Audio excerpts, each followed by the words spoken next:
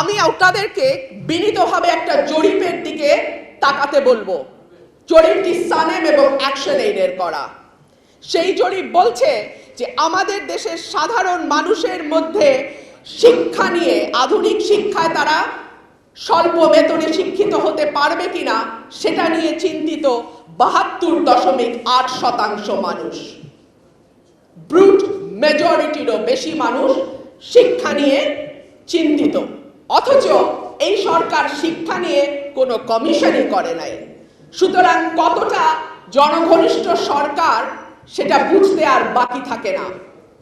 এই দেশের মানুষ উন্নত চিকিৎসা নিয়ে চিন্তিত ৬৭.১%। আমি এই ফাঁকে বলে রাখি, আমাদের দেশে আউট অফ পকেট এক্সপেন্ডিচার 70% স্বাস্থ্যতে, এবং সে কারণে প্রতি বছর ৬৭ থেকে ৭০ লক্ষ মানুষ দারিদ্র সীমার নিচে চলে যায় কেবলমাত্র তার চিকিৎসা ব্যয় মেটাতে গিয়ে। এদেশের মানুষ দুর্নীতি ও স্বজনপ্রীতির অবসান চায় ৬৫.৪%। শক্তিশালী বিচার বিভাগ চায় ৫৯.৭%। অন ও অফলাইনের নিরাপত্তা ৫৪.১%। সুতরাং এই দেশের মানুষ কি নিয়ে চিন্তিত আর কি নিয়ে চিন্তিত নয়, আমি আশা করব সরকার অন্তত এই সব যেই অ্যাকশন এইড বা সানেমের মতো সংগঠনগুলো আছে তাদের রিপোর্টগুলো একটু পড়বে, একটু দেখবে। কারণ সাধারণ মানুষের সঙ্গে তো তাদের ইন্টারাকশন নাই। সাধারণ মানুষের সাথে আমাদের মতো মানুষের ইন্টারাকশন। আমাদেরকে কনস্টিটিউয়েন্সিতে যেতে হয়, আমাদেরকে সপ্তাহে অন্তত ৩ দিন গ্রামে থাকতে হয়। So we know what they think and we know what they want to say. এটা আপনারা জানেন না। এই দেশের মানুষ সামান্য নিরাপত্তা চায়, খুব বেশি কিছু চায় না। গত ৯ মাসে আমরা কি দেখলাম? আমরা দেখলাম বাংলাদেশে একটা নতুন সংস্কৃতি তৈরি হয়েছে, মবক্রেসি। হুড়হুড় করে ২০ জন, ২৫ জন, ৩০ জন মানুষ আরেকটা মানুষের উপর হামলে পড়ে। হতে পারে তার সঙ্গে তার ব্যবসায়িক দ্বন্দ্ব আছে, হতে পারে তার সঙ্গে তার রাজনৈতিক মতেরই অমিল আছে, এবং রিপোর্ট বলছে এর অনেকগুলোতে অর্থনীতি জড়িত। অর্থাৎ টাকার বিনিময়ে ১০ জন ২০ জনকে ভাড়া করে এভাবে মব তৈরি করা হয়। আজকে সোহেলের হত্যাকাণ্ড নিয়ে, সোহাগের হত্যাকাণ্ড নিয়ে অনেক কথা হলো।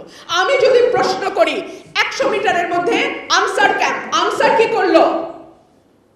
আমি যদি প্রশ্ন করি পুলিশ কি করলো?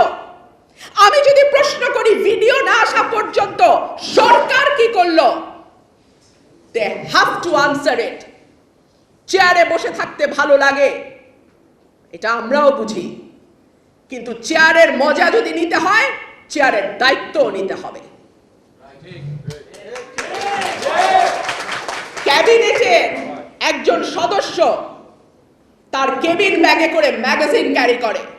আমি খুব বেশি বিদেশ যাই না, কিন্তু আমার এখানে যে ২ বন্ধু বসে আছেন তারা বিদেশেই থাকেন। তারা জানেন না কেবিন ব্যাগে কি নেওয়া যায়, কি নেওয়া যায় না।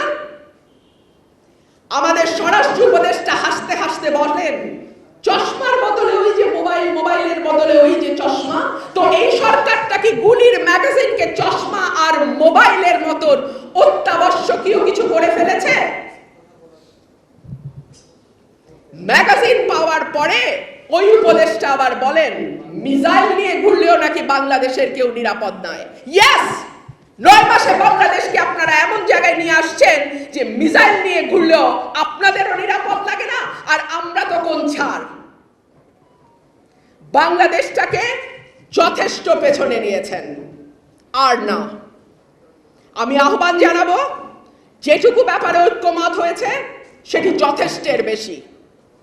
বাকি ব্যাপার আল্লাহর ওয়াস্তে বাংলাদেশের ১৮ কোটি মানুষ যারা এই দেশেই থাকবে, এই দেশেই তারা জন্মাইছে, এই দেশেই তারা মরবে, তাদের হাতে ছেড়ে দেন। বাংলাদেশের মানুষের ভাগ্য নির্ধারণ করার জন্য বাংলাদেশের মানুষই যথেষ্ট।